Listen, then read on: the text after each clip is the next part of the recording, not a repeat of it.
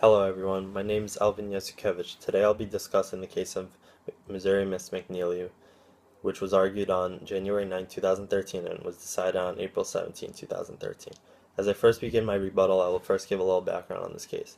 A Missouri officer pulled over McNeely for speeding and crossing the center line while driving. McNeely went through several different field sobriety tests and failed that were conducted by the officer. Then the officer proceeded with a breathalyzer test to test for his BAC, also known as blood alcohol concentration, which McNeely refused to take, resulting in the transportation of McNeely to a medical clinic. At the medical clinic, blood samples were taken and showed that McNeely's BAC was above the legal limit. As a result, McNeely was charged with driving while intoxicated. McNeely is arguing that by taking his blood without a warrant violated the Fourth Amendment. The Fourth Amendment states that people have the right against unreasonable searches and seizures. In this case, McNeely believes that there should have been a warrant for taking his blood to find out his BAC at the time. The Supreme Court concluded, in drunk driving investigations, the natural dissipation of alcohol in the bloodstream does not constitute an exigency in every case sufficient to justify conducting a blood test without a warrant. After reviewing this case, I disagree with the decision by the judges of the Supreme Court. Firstly, there were signs that McNeely was intoxicated due to the failure of different field tests. Second, if McNeely agreed to the breathalyzer test, a blood test would have never had to occur. How is it possible, other than the field test for a police officer, to confirm that someone is intoxicated while driving if they are not compliant in taking the breathalyzer test? Driving while intoxicated should have a zero-tolerance policy, especially when the driver's BAC is over the legal limit. Also, we must realize why he was pulled over in the first place.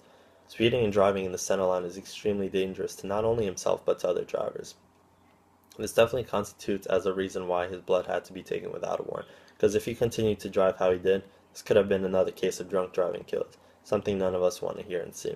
Also, most DWIs occur throughout the night. How many judges would be on standby in the middle of the night to look at these warrants? It's not very practical, and I doubt any judges would be available, but that's my take on this.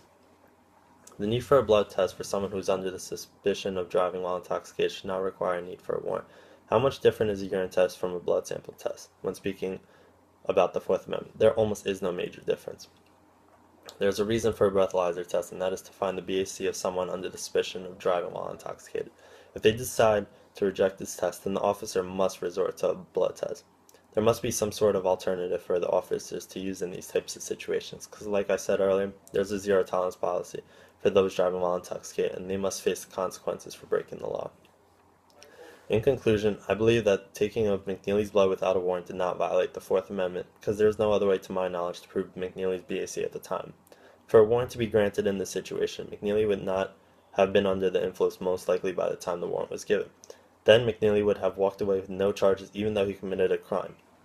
From this case on, I suggest that anyone that is not obliged to using the breathalyzer must face a blood test without a warrant and cannot attest to the Fourth Amendment in this particular situation.